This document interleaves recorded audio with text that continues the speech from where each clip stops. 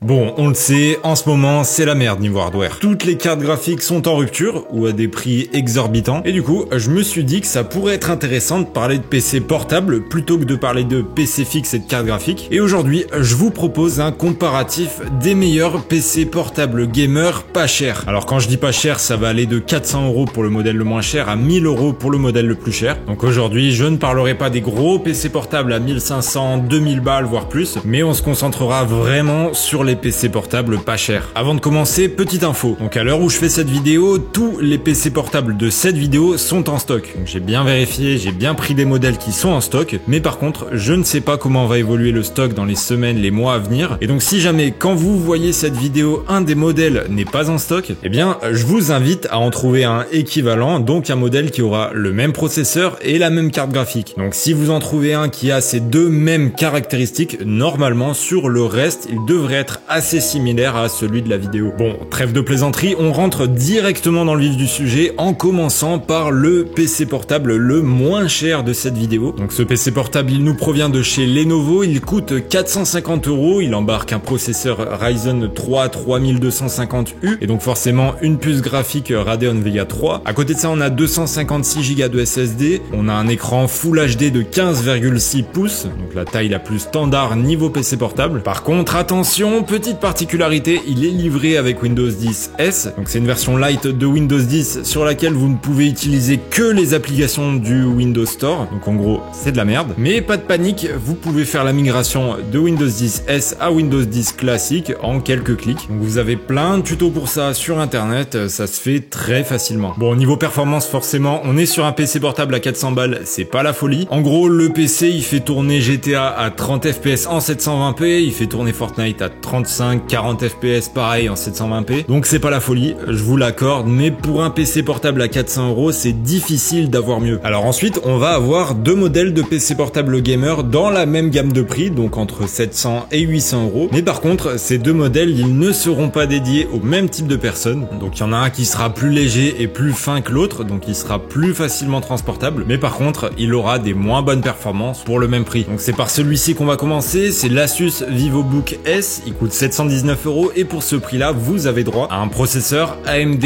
Ryzen 4500U. L'avantage de ce processeur, c'est qu'il a une très bonne partie graphique, donc même si à la base il est pas dédié au gaming, eh bien on pourra quand même l'utiliser pour faire tourner des jeux. Donc on a GTA 5 qui tourne à peu près 40-45 FPS en 1080p en low. À côté sur Fortnite, c'est à peu près du 50 FPS en 1080p en low. Donc globalement, pour un PC portable, eh bien ça tourne très bien. Bien sûr, évidemment, n'essayez pas d'acheter ce PC pour Cyberpunk, le jeu sera injouable. Alors ensuite, autre PC entre 700 et 800 €, c'est un HP Pavilion. Donc en gros, lui, il coûte le même prix que le précédent, mais par contre, il va être plus imposant, il va être plus lourd, et donc vous pourrez moins facilement le transporter, mais par contre, il va être bien plus performant en jeu. Donc ici, on a un Ryzen 4600H, on a une GTX 1650 Ti, on a également 16 Go de RAM, donc ça, c'est vachement intéressant. Et pour l'écran, c'est du très classique, 15,6 pouces en Full HD, mais ça fait le taf. Donc en jeu, ça va bien mieux tourner que sur le modèle précédent. On a par exemple Fortnite qui tourne autour des 90 FPS en 1080p en high, donc on a à peu près doublé les performances par rapport à ce qu'on avait juste avant. Et du coup, on va pouvoir aller jouer à des jeux bien plus gourmands. Donc on a par exemple Assassin's Creed Odyssey qui tourne à peu près 50 FPS en 1080p en médium. Donc en sachant qu'on est sur un PC portable à 799 € et qu'en plus les prix sont hyper élevés en ce moment sur tout ce qui est PC, eh bien très honnêtement, ça vaut le coup. Et ce PC là, pour moi, c'est le meilleur rapport qualité-prix de cette vidéo. Alors ensuite, quatrième et avant-dernier modèle, on part du côté de chez Lenovo avec un Lenovo Legion. Donc ça va être un modèle à 899 €, 100 € de plus que le modèle précédent, et pour ce prix-là, on va avoir droit à un processeur Intel Core i5 9300H et une carte graphique Nvidia RTX 2060. Donc ici, le point fort de cette config, c'est vraiment sa carte graphique. Donc c'est une RTX 2060 qui du coup va vous permettre de profiter du ray tracing sur les jeux compatibles. Donc en jeu, aucun souci, globalement tout tourne. Fortnite par exemple, vous dépassez les 150-200 FPS. Et sur des jeux plus gourmands, et ben pareil, ça tourne. On a par exemple Battlefield 5 qui tourne à 80-85 FPS en 1080p en ultra. Donc voilà, globalement tout tourne à 60 FPS, y a pas de souci. Seul point négatif de ce PC, c'est ses 8 Go de RAM. Ça fait un peu light en 2021, c'est pas hyper future-proof et on aurait aimé avoir 16 Go. Mais pour les avoir, eh bien il va falloir acheter de la RAM et changer celle qu'il y a de base dans le PC. Alors ensuite, pour finir, dernier modèle de PC portable, on part du côté de chez Acer avec un Acer Nitro. Donc ici, on est sur un ordinateur portable juste en dessous des 1000 €. Et pour ce prix-là, on va avoir un processeur Intel Core 8300H et une carte graphique GTX 1660 Ti. Donc on va avoir un processeur qui est plus ancien que ce qu'on avait sur le modèle précédent, qui est aussi moins performant. Au niveau de la carte graphique, ça va être à peu près pareil. Mais par contre, il y a deux points qui sont vraiment intéressants sur ce modèle. Ça va être d'abord les 16 Go de RAM. Donc on avait 8 sur le modèle précédent, là on a 16. Et aussi l'écran, puisque c'est un écran 120 Hz. Et donc on pourra afficher jusqu'à 120 images par seconde, alors que sur l'autre, on pouvait en afficher que 60. Donc on va avoir un gain en fluidité qui va être vraiment cool. À noter également qu'on a un écran 17 pouces ici, alors que sur l'autre, on était sur du 15 pouces. Donc à vous de voir aussi ce que vous préférez en termes de taille d'écran. Bon, c'était le dernier modèle de cette vidéo. J'espère que ça vous a plu. Si jamais vous avez la moindre question vis-à-vis d'un des modèles de cette vidéo, ou bien si vous voulez savoir si un PC portable est bien ou non, eh bien n'hésitez pas à me poser la question dans les commentaires. Donc normalement, je réponds à peu près tout le monde. N'hésitez également pas à liker la vidéo et à vous abonner à la chaîne. Et sur ce les gars, moi je vous dis à la prochaine.